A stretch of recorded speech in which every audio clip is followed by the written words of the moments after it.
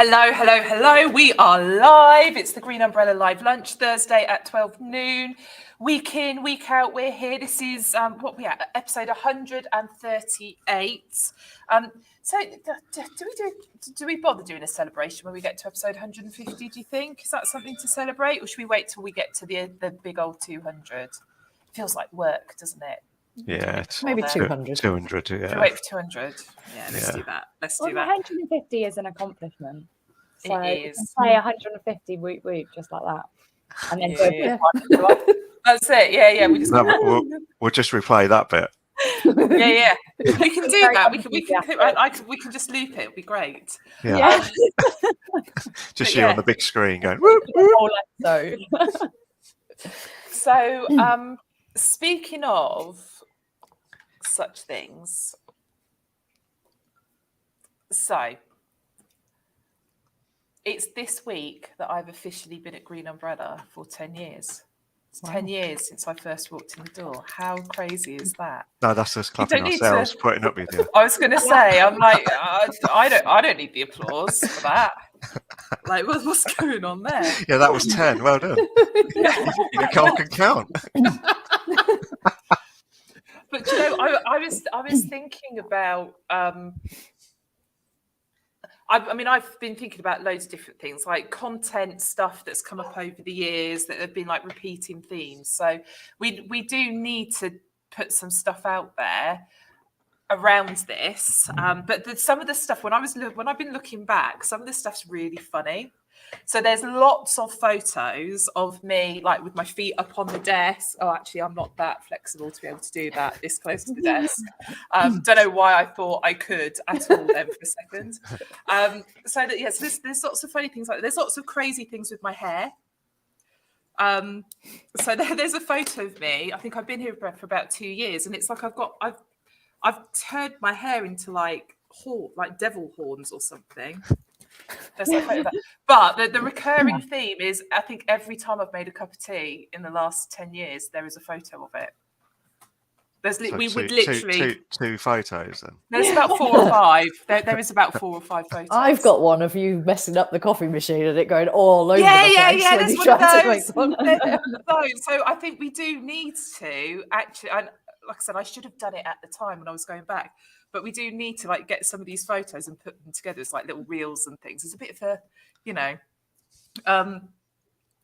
not a celebration. I mean, I do feel I want to celebrate. I feel like that's an accomplishment. I've never had a job anywhere for more than 2 years. So it's like to think I've been here for 10. That's like, no wonder I've made the decisions I have and done the things I have over the years. So yeah, it's like, but there's some funny stuff when I look back. But then I was also there's a lot of posts where social media channels have come and gone. So like I got really excited about Blab. Do you remember? Like Nicole, you probably don't remember Blab. No. Mark, possibly. Yeah, vaguely. It was kind of a. Think of it like Clubhouse. Yeah, well, it was video. So, but if Blab had been a thing in 2020, it would have just been like huge. But it was just one of those things. It just came way before its time. Because like now we do stuff like this all the time. People jump on calls like this. They jump on Zoom. They live stream them, and that's what Blab was essentially. You could, you would go into the platform and watch people having like panel conversations, or people would just do their own shows and that sort of stuff. So it was when podcasts took a bit of a dip at that point, that's when Blab showed up, and like video, like live streaming had become a thing, and it was all part of that. But it's really interesting, some of the stuff that's come and gone. Some, like, we used to do loads of work around Pinterest, whereas we almost forget about it now. And every now and then someone asks a question and it's like, oh yeah, Pinterest, that's still a thing.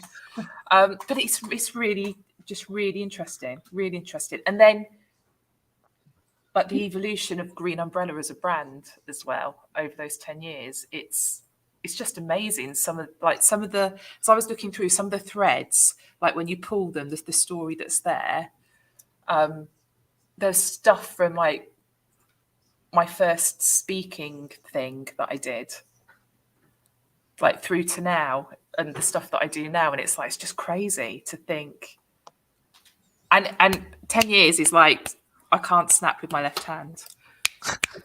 It's gone like that, you know, it's gone really, really quick. So it's just bizarre. And like, I want to say thank you to you guys. And Kim is not on here, which I didn't realize she wasn't going to be on here this time, but she's just sat there, so she knows. She will know when I say it. Like, you guys reached out to a bunch of people and did that. Basically, I walked into the office the other day and there's this voice coming across the room. And those of you that have watched this for a while, you'll know Amanda. And it's like Amanda's voice talking to me. And I'm like, what is going on? And I go round, and on the computer we use for our, like when people come into the office and we're doing coaching and mentorship in the office, we've got a Mac set up. And there's this video playing, and it's Amanda. And I mean, it's like, this video is like, I don't know, is it like about 8 minutes long? And there's all these people that our like mentors of mine, really good friends, like you guys. And it's the most beautiful, beautiful thing to have all these people in this one video with these messages to me. So I just want to say publicly, thank you guys, because it's the most beautiful, beautiful thing. We need to do an edit that we can share publicly. And I'm looking at Charles just there now, because he has done an edit, but there's a bit in it that still needs to come out. But is it cheesy if we share that publicly? I know we're talking about it now, or I'm talking about it now. But is it like, do you think that sometimes there's stuff that's too personal to share? No, because I think it's I personally feel like it would be a lovely thing to share, because I feel it's, I don't know, personal posts always sort of reach people and can relate to people, and everyone being in it, they're going to react to it. So you can see it sort of, I don't know, and it is work related, and it is a great achievement. So that's what I personally think. I think, even if it's just like a snippet of them. I think you should share it, yeah. As long as Charles has got the bleep machine for that one. There is one at the end that is very, very funny that has been bleeped. And I particularly like the way in which it's been bleeped as well. I very much approve of that one. I need to see this video of Christina reacting to it. I'm still waiting. I forgot we did that. I haven't seen that. But it's a... Lauren's just commented over on Facebook. Kim was going on about it for ages. She'd love to see it. Oh wow, it's I have to say, obviously, like, digging into how the hell you guys managed to like even get some of the people to find a way to reach some of these people directly to ask them, and then also get the content out of them. I'm like, wow. So, and I know Kim, I know Kim was hounding people. So thank you, Kim. Mwah. But honestly, it's like we never hug each other, and yet I was hugging everyone that day, apart from Mark. Still didn't hug him. We don't do that. Polite wave, or we blew a kiss. Yeah. We blew a kiss. That's a lot for us. But so it's weird to think it's the 21st of. Well, we don't know exactly. I don't know exactly what date it is, if I'm honest. But we can pin it down to it's somewhere between the 16th and the 21st of January. Oh. Okay, so it's like, so it is like about now. But it's Joe. I'm just like not that person with dates and things. I just, you don't realise something is going to be a date you should remember until, like I say, 10 years later. Like, I wish I'd done something that day to say, first day at my new job, guys, or something like that. But you don't realise at the time. So there you go. Anyway, moving on. Let's talk about some social media news. Let's tell some stories. Who wants to go first? Who's got something fun? Yeah. Oh no. Really?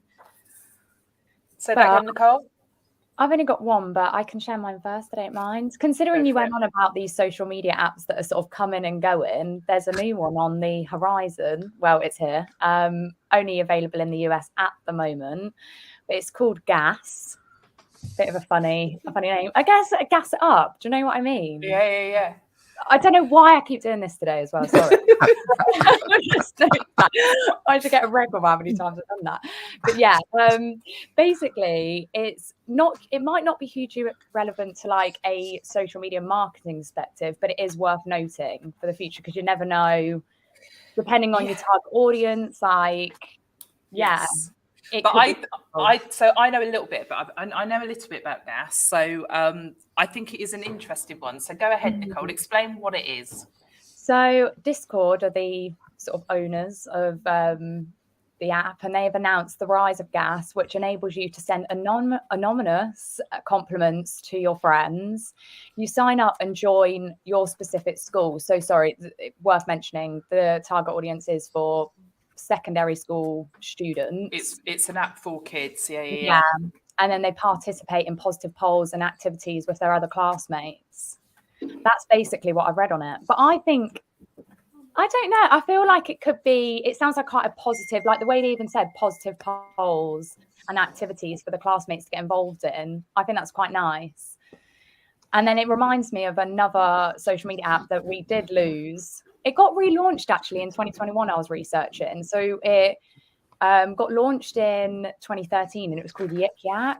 It was more for like adults because there was some really weird comments on there, let's just put it that way. But again, it was like you don't know who was posting it, but then you could react and comment to it and take part in polls and things like that. But yeah, it really reminds me of Yik Yak, if anyone knows what that is. But it kind of disappeared and now I didn't realize it had even come back in 2021. So yeah, that's basically.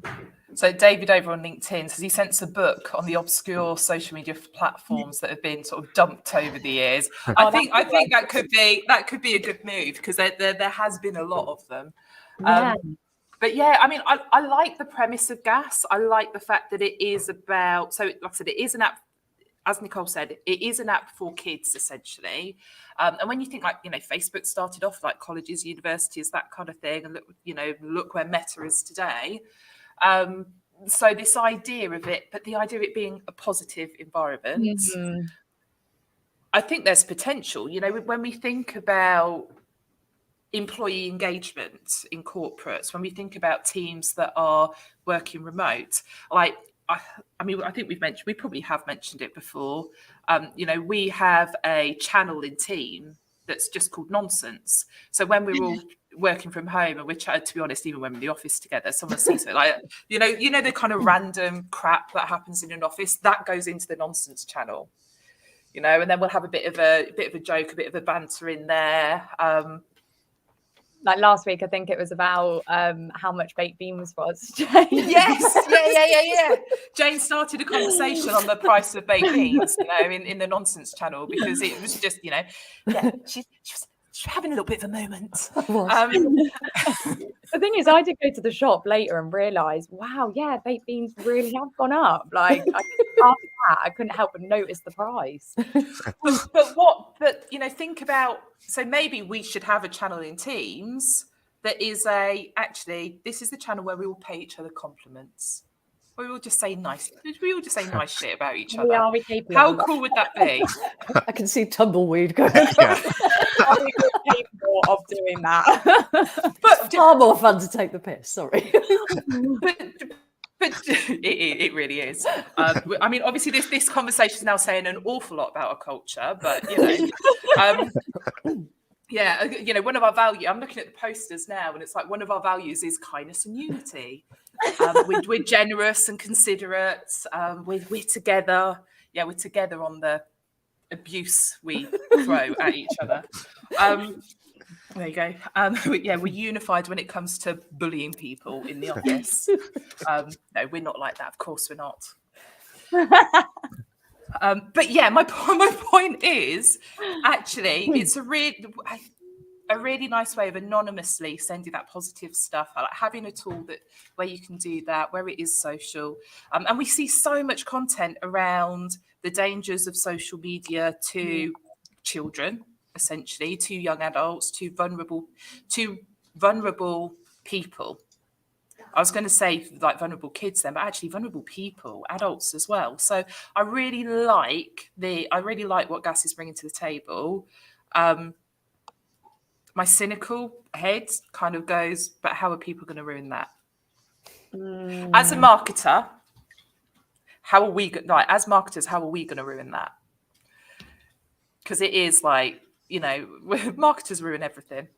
Let's face it, like Facebook was really, really cool until it got like stuffed full of ads. TikTok was, is awesome, but now there's like more and more ads appearing and shifts in like the algorithm and that kind of stuff where they want to now monetize, get back some of the investment, all that kind of thing. So yeah, I'm like, how are we going to ruin this one? Interesting thought. But yeah, so gas has been going for a little while, but it's Discord that has just bought gas.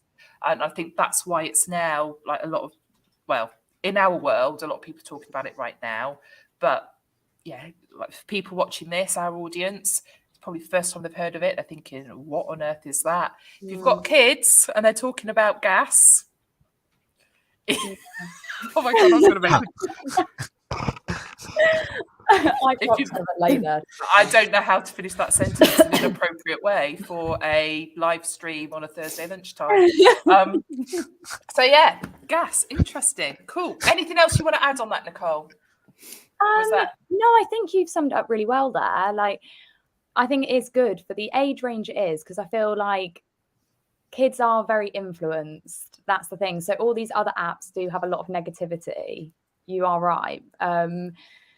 And they could just jump on the bandwagon or whatever. But I think having an app that's just like purely positive will hopefully sort of, I don't know, sort of bring that society together again on the social media platform, instead of it just being like negative comments or haters being on there. Like, and I feel as well, like when you're at school, I know I felt like this. I was quite intimidated by, I know, older students, but imagine like seeing someone and that's got like a nice pair of shoes on, you could just like message them and be like, at someone, I really like your shoes today, and they just feel really good about themselves. And yeah, I don't know, it could be a way of connecting, because then I don't know, because it's anonymous, but you know what I mean.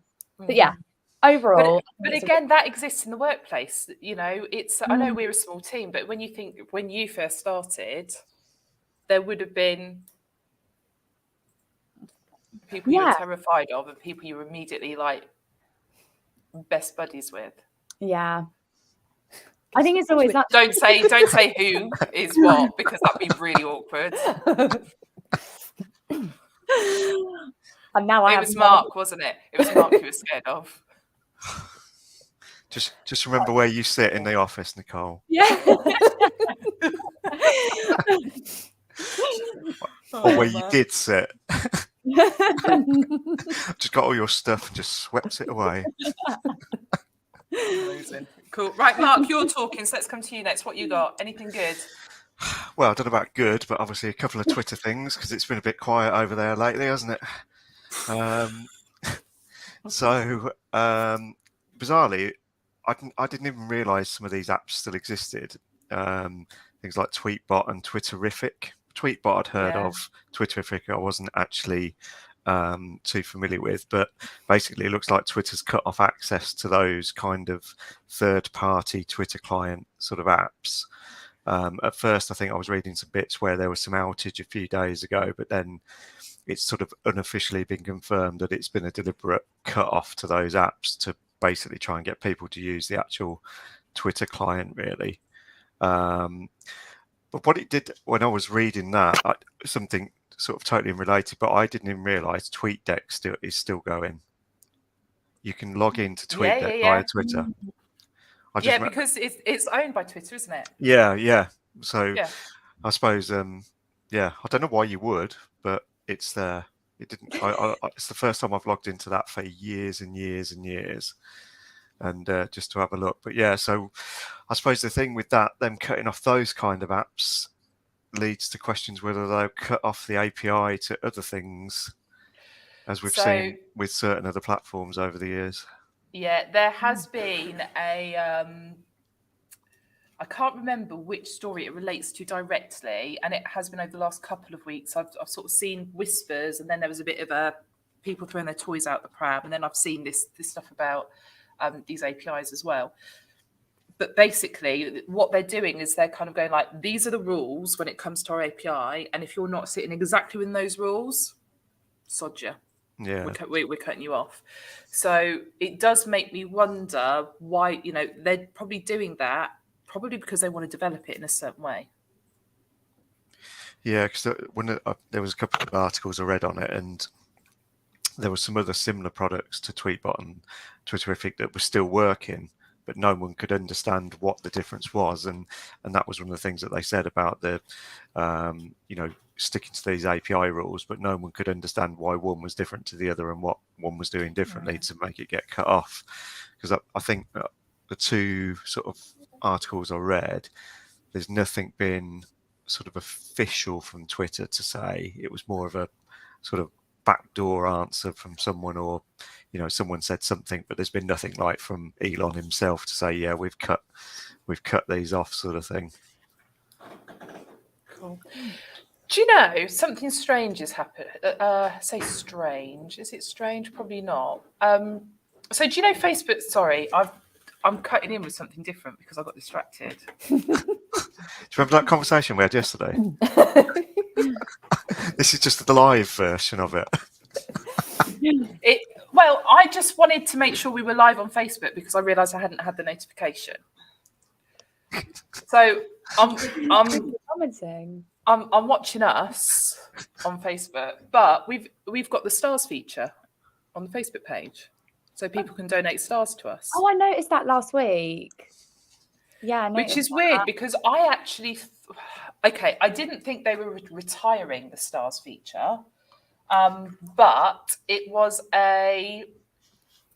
to get the stars feature, there were certain requirements. So the only people that really had it were influencers. So what the stars feature is, if you're watching this content and you think it's any good, you can basically reward us by giving us stars. Now, as a user, you purchase stars, and that's so it's like buying currency and then giving it, tipping us essentially for the content, right?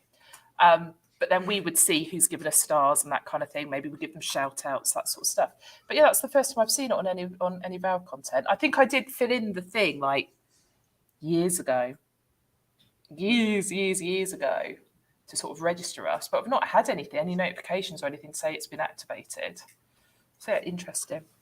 So yeah, if you like what you see, give us some stars. Yeah, Jay wants to start, guys. Oh, there is a photo. Because everyone knows I like a badge, right? So obviously I've got my we're in the wrong season now, but I've got my Mariah Carey badge that I've had for 8 years, Mark.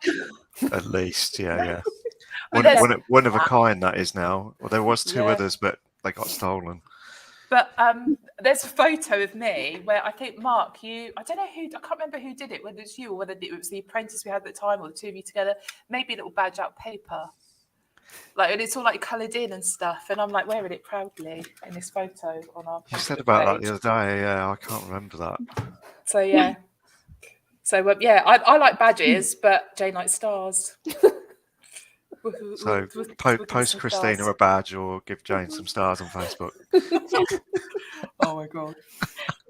Well, can I just say badges on TikTok or Instagram? Am I making that up? So you can, you can kind of become you can get a top fan badge and stuff like that. Yeah. So yeah, but again, that's about people engaging with us rather than us as the creator. Yeah. But yeah, cool. So. Mark, I totally destroyed that. Sorry. That's all right. No, that was pretty much that on that anyway. There was another Twitter one, which I think most of us had seen anyway, but basically their advertising revenue's down 40% compared to last year. So apparently over 500 of the company's top advertisers have ceased their spending since Elon took over.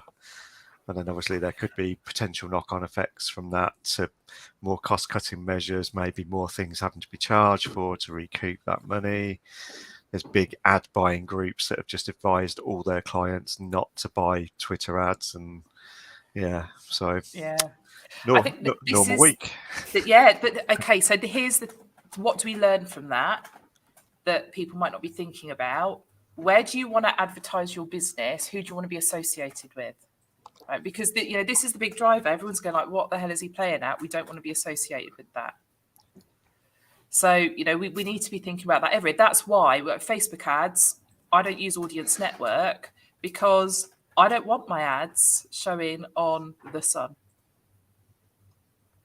because there's certain third-party gambling sites, for example, or gambling apps that would then potentially show our ads. And I don't want my brand associated with those kinds of sites. So it is we've got to make it. Sometimes we make a decision. Or we'll run some ads, and we don't sort of look into the detail of where those ads are being shown. And like I said, we just need to think about actually who do we want to affiliate with, who do we want to associate with, and go from there. So it raises an interesting point in terms of how you should be thinking about your online strategy, your marketing strategy. You can't help, like in the newsfeed on Facebook or on Instagram, you can't help what ad is going to be shown before or after your organic content. But like I said, where you then choose to put your content, like I said, there are options there that should be considered. And it's the same thing, LinkedIn as well have their equivalent of the audience network. You need to click a button to turn it off. It's on by default. So yeah. Did you hear that then? Yeah. Ollie's in the office, and I don't know what's going on, but I think what he shouted out was, "Oh, bananas." That's what it sounds like. He's so cute. Cool. Okay, so right. Mark, have you got anything else? Any other stories? Just a little one about YouTube, really. So there's they've got more detailed analytics coming for certain bits. So breakdown of subscribers gained by content type, which wasn't previously available. And then perhaps a bit more interesting is they're starting to roll out some thumbnail customization for shorts for the first time. So obviously, when we upload or anyone uploads a video to YouTube, you can put a still image as the thumb on there, but you're going to be able to do a similar sort of thing, but I think it was only from Android to start with, whereby you can select a frame from the video to be the thumb, which you couldn't do before, I don't think. So maybe it's moving to that point where you will be able to actually specify a thumb as a still image or something. But what one of the articles I read was, obviously, if you're a bit savvy with it and you've got this option to actually upload it, you could splice something into your video, even if it's only there for a split second, and then that could be your thumb. So there's a way around it at the minute. It's still not ideal, but it's just something that it looks like they're working on and sort of developing a bit more. So this is interesting to me because so the whole rise of this short form vertical video content, so Reels, TikToks, and now Shorts, and the whole development of it's not going anywhere at all. Like I was on a call with someone this morning with Molly was on the call with me, and we were talking about their LinkedIn video, and I was sort of saying, use the same format of content, use vertical video on LinkedIn, because everyone does horizontal. So when you do vertical, it stands out. Well, it's just something different. Maybe not every video, but certain videos do it that way. But then I was looking at something else, and it was an interesting piece of research. Obviously, everyone now is multi-platform. They're omnipresent. So if you are creating some video content, you want to be able to use it on Instagram as a reel. You want to be able to share it on TikTok. You want to be able to put it into YouTube as a short. But we are time poor. So everyone's creating that one asset and using it everywhere and having that blanket approach. And we're seeing more. I think everyone kind of had I use the phrase spray and pray. Okay, so that everyone will create that one piece of content, spray it out everywhere, and pray it's going to work in at least one of those places, right? And we over the years we've got away from that, and people have understood we need specific content for specific platforms because they all work in different ways. They promote different types of content.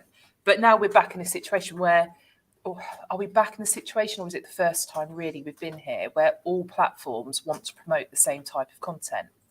They all want to promote video content. They all want to promote live content. So now we're doing it now. It's the same content going out on YouTube, my LinkedIn, and the Facebook page. So you can understand marketing managers, creators just putting the effort in once and putting it everywhere. But the research that I've seen is actually the people that are seeing the most ROI when it comes to social media, the people that have most certainty that what they're doing is actually working, they're the ones that are still doing, like, yes, they'll create that piece of video content, but they'll have a slightly different version on TikTok, different version on Instagram, different version on Shorts. So it's like, how do we create this stuff at speed? And maybe one of the ways is actually thinking about creating that video, you know, having that splice in there that you are going to be able to use on Shorts to make it different there. There's another splice in there that actually that's, I mean, because Instagram, you can, you know, with a reel, you can choose your cover anyway. TikTok, you know, we can do something different there. But it's like, how can we actually build stuff into the content so that we are able to use it differently in different places? Does that make sense, what I've just said? Yeah. Yep. I feel like I went off track at the end. I think a lot of the things I've seen recently as well, though, the vertical video is actually promoting a more long form video as well. So it's snipped out of the video. So it's trying to drive people back to almost a YouTube situation, whether that be on Shorts or whether it be on an Instagram story. And then obviously, you know, especially Instagram linking it, you can go back to like the full podcast or whatever. So I've seen a lot of that recently where it's like a short clip to sort of tease to get you to actually watch the long form stuff as well, though. Yeah, I think this is the thing. We've implemented this strategy for a few years now. I'm sure we've probably got blogs on it. I'm sure I've written a blog on it years ago. We should dig that one out, update it. You know, having this kind of like movie approach. So you've got your feature film, there would be a trailer, there would be, you know, you've got like your extended trailer, your standard trailer, your little sneak peek that's probably, you know, you'd be in the cinema watching something and there would be this like 20-second sneak peek of something that's coming just to pique pique our interest as an audience. And so we've sort of had that video strategy in place. You're going to create your long form and then you're going to create these little snippets off the back of that and distribute it in that way to try and get people back to the longer video. I guess in the last year or so, 2 years, we probably have moved away from that a little bit because everyone's been so focused on Reels and TikTok and that kind of thing. So we are seeing in this, you know, in these videos, and I think Shorts is a great example of it. We're back to this, like, here's a preview, so you go and watch the whole thing. But the Shorts are all, they're that, or they are the absolute fly on the wall experience. You know, it's the video of me sitting in this chair, pissing my pants laughing, unable to breathe. You know, it's one or the other. There's very little that's kind of in between on the content. So it's like it's high entertainment or high education. It's quite interesting where we're seeing that trend going on the short form stuff. Yeah. I actually did save quite a few videos yesterday that were just what Mark said, just snippets of podcasts. And I was like, oh, I like the sound of that one, so I'll save it. And then I'll go back to it at some point to go and listen to it. Yeah, to go and listen to the whole thing. Absolutely. Yeah.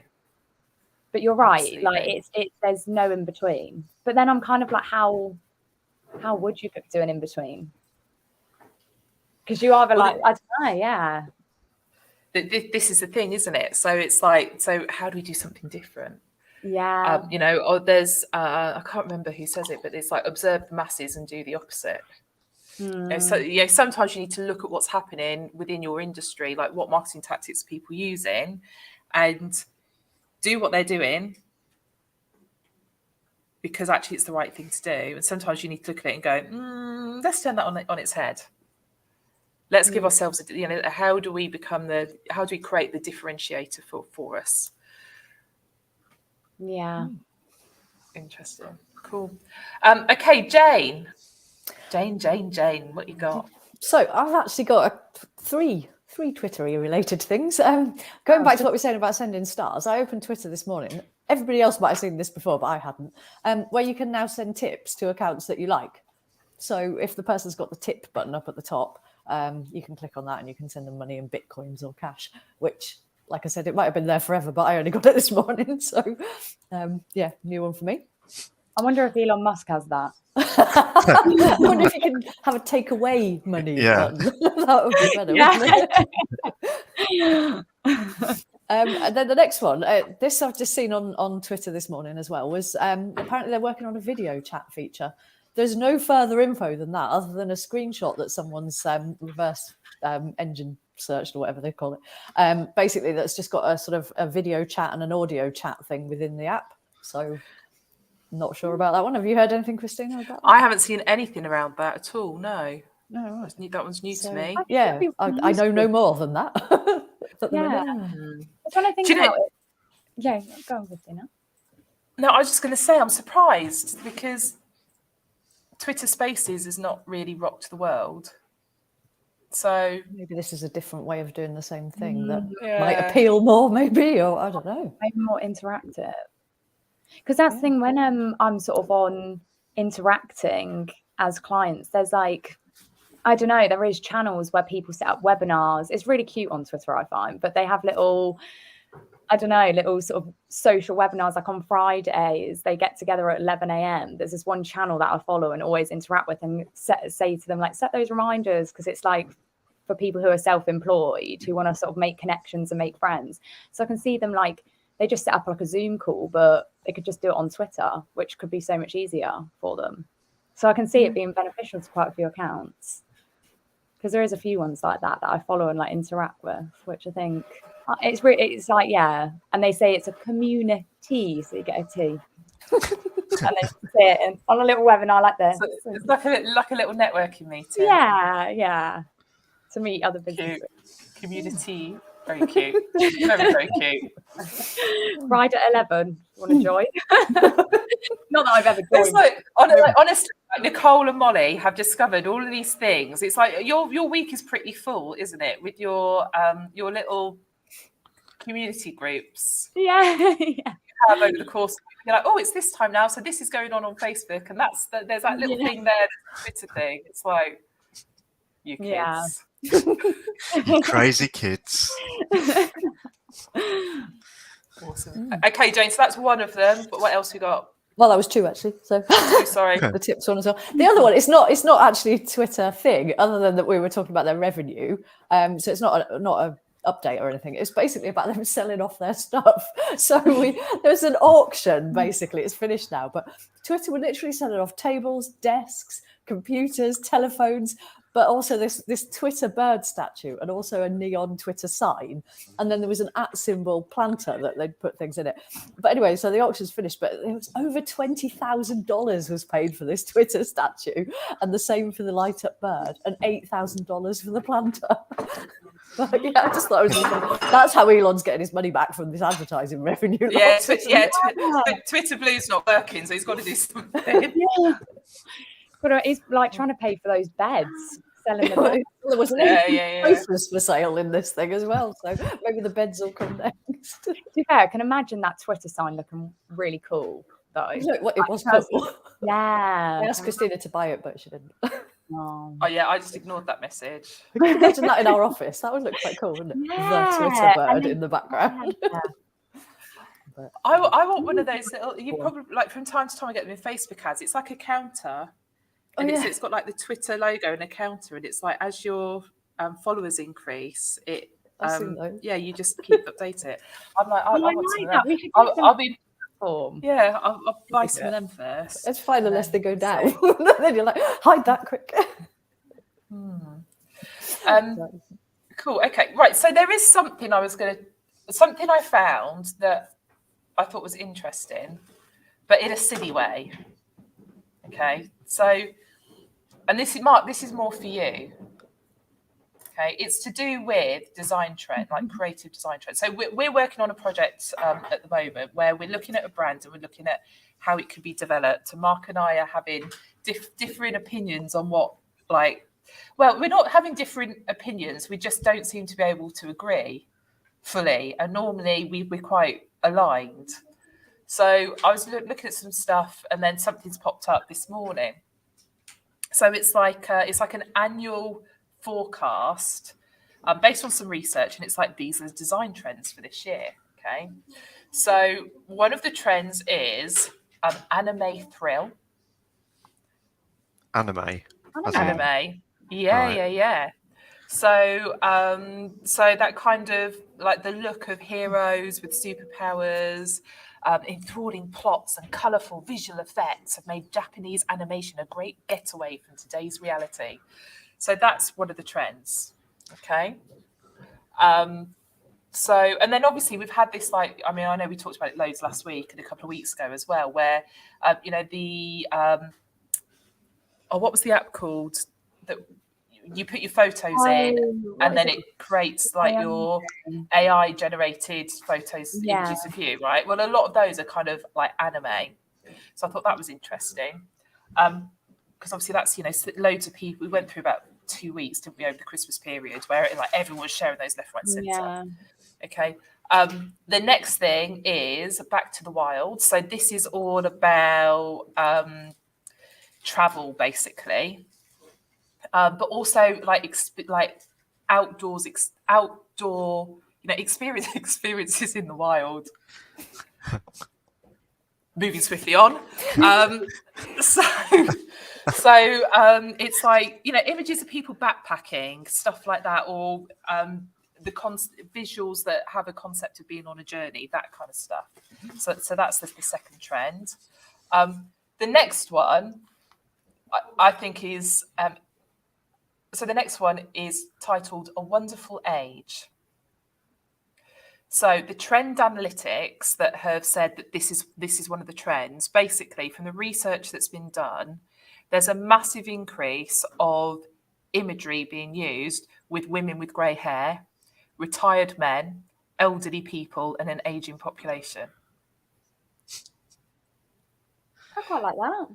Well, do you know, it's like when you think that I can't remember the statistics, and I'm not going to dig through the article now to find it, but it's something like 1 in 6 or 1 in 8 people by 2030, 2040, something like that, will be over the age of 60 because of the way life expectancy is changing and birth rates and all that kind of stuff. So you think the imagery you use, you want it to be representative of the people you want to work with. It actually makes sense that we start to reflect people who look a little older. Yeah. So I thought I think that's a really good thing. Yeah, and it makes being old a good thing, right? Yeah, definitely. Yeah, as Nicole always tells us. I have a few greys myself, I'll But it is, we're thinking about again, if I think 10 years ago, 8 years ago, if we were running Facebook campaigns, we'd be thinking about age demographics. I think 4 years ago, 5 years ago is probably when I really started, when we were looking at campaigns, segmenting audiences by age. And I said, right, I remember doing some work with a financial advisor, and they were looking at things like mortgages. Okay, well, first time buyers tend, arguably, would be within a certain age range. We'd want to use imagery of people within that age range. People that are thinking about retirement, they look a little older, potentially.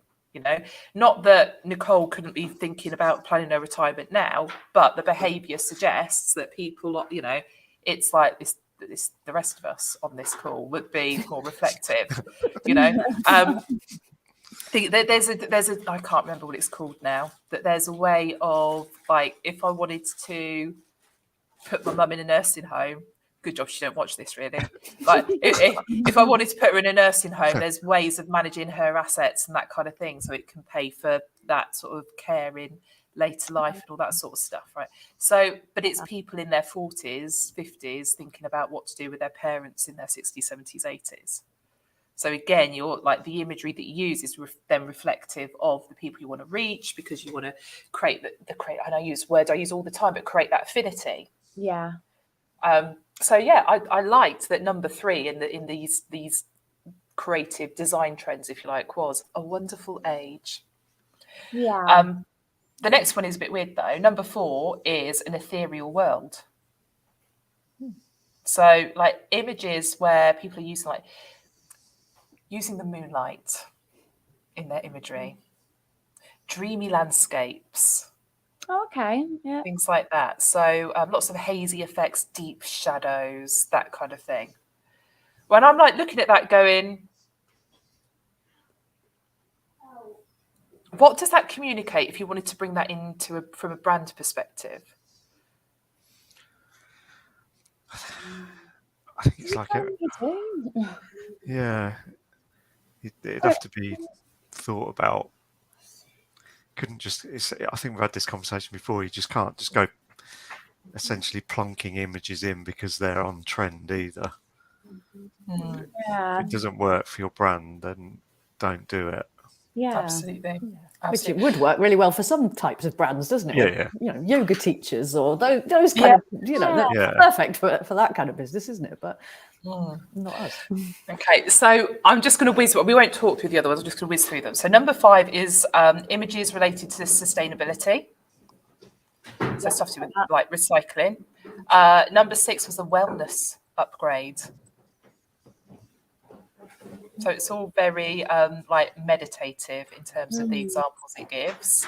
But it also brings in stuff like augmented reality and the metaverse as well within that, which I was like, okay. And number 7 was a blast of joy. So trendy people, eclectic stuff, floral things, that sort of stuff as well. So I thought that, I was like, wasn't so sure about that one. Bit too funky for me. It's all about feel-good stuff. I'm like, I'm not sure I'm up for that. But yeah, so they're the visual trends set to dominate in 2023, apparently.